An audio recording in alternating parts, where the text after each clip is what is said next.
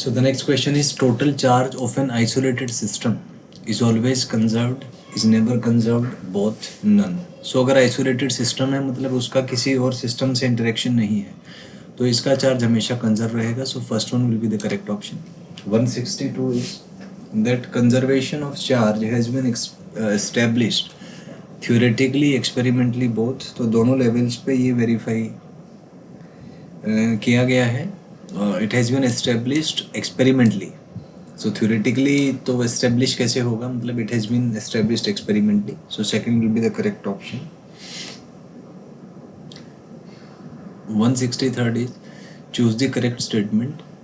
It is possible to create or destroy charges on an isolated system. It is not possible to create or destroy charge on an isolated system. तो अगर isolated system है तो उस पे जो भी charges हैं क्योंकि बाहर से कोई इंटरेक्शन है नहीं तो उस पे क्रिएट और डिस्ट्रॉय नहीं किया जा सकता. So second will be the correct option here.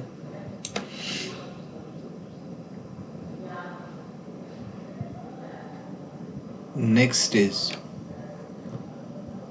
sometimes nature can create charge particles. So first is correct option.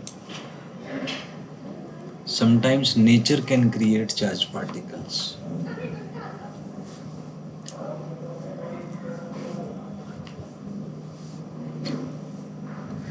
Next is when a neutron gets transformed in proton and electron, then charge does not remain conserved, charge remains conserved. ये इसी question का application है.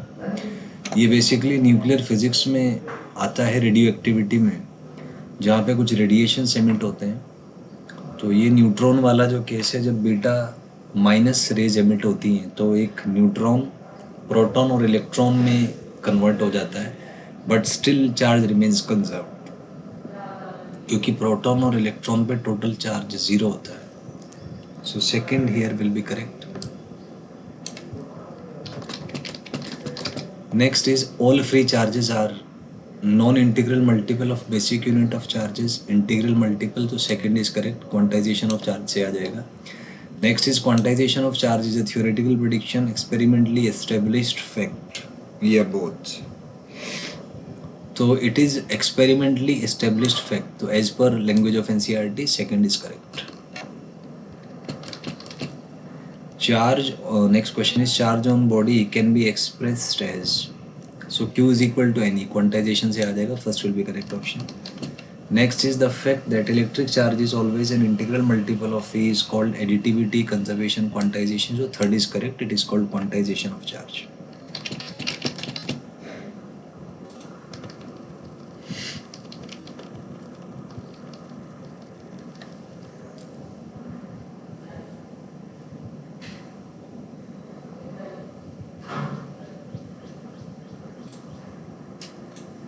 Next question is quantization of charge.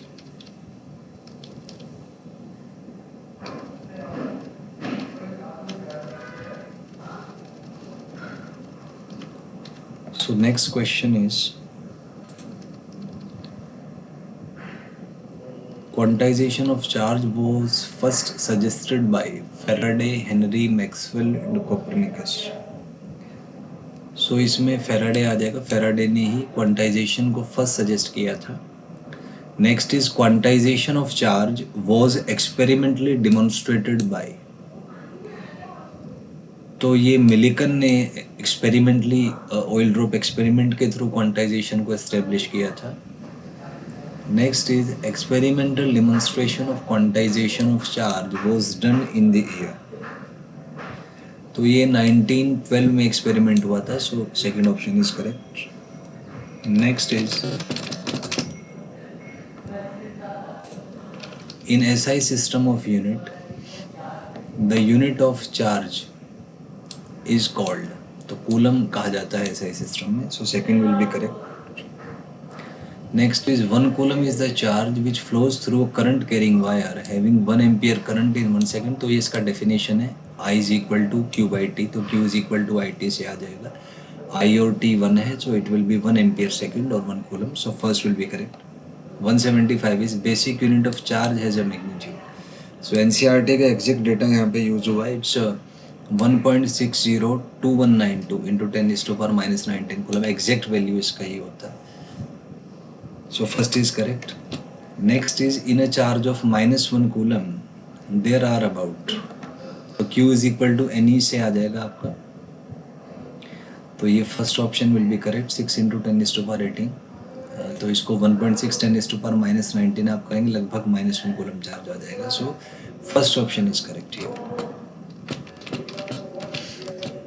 Next is in electrostatics charges of large magnitudes are generally encountered, seldom encountered. तो seldomly कह सकते हैं कि encounter होते हैं. जनरली चार्जेस कम मैग्नीट्यूड्स के ही होते हैं. So second option is correct. Next is in electrostatics generally we use the unit coulomb, microcoulomb, millicoulomb. So generally microcoulomb या मिलीकूलम यूज होता है क्योंकि 177 के अकॉर्डिंग जनरली चार्जेस छोटे मैग्नीट्यूड्स के होते हैं. So fourth will be correct here.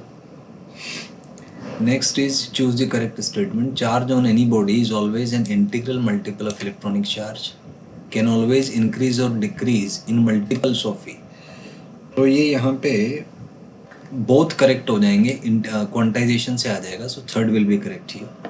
Next is at macroscopic level quantisation of charge is not visible because charge is in microcoulomb is very small, charge is in coulomb is very large. तो ये first की वजह से है क्योंकि इसकी वजह से ये होगा कि जो नंबर ऑफ इलेक्ट्रॉन्स आएंगे वो बहुत ज़्यादा आएंगे, उसका ऑर्डर बहुत ज़्यादा आएगा. जैसे हमने देखा था -1 कूलम में लगभग 10⁻18 इलेक्ट्रॉन्स थे. तो 1 माइक्रोकूलम की बात करें तो 10⁻12 इलेक्ट्रॉन्स आ जाएंगे. तो उसमें से अगर 1-2 इलेक्ट्रॉन अपन कैंसिल मान लें या उसको हम नॉन इंटीजर मान लें तो भी इसमें क्वांटाइजेशन वैलिड रहेगा. So first will be correct here.